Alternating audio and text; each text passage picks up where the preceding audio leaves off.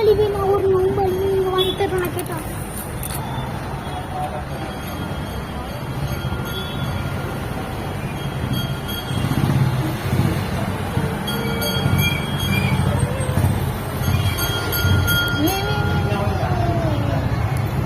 அதுக்கு வந்து சம்மந்தம் இல்லை கரெக்டா. ரம்ஜான் சம்மந்தம் இருக்குல்ல.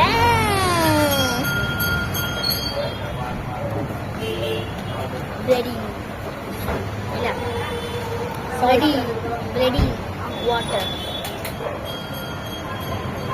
இல்லையா?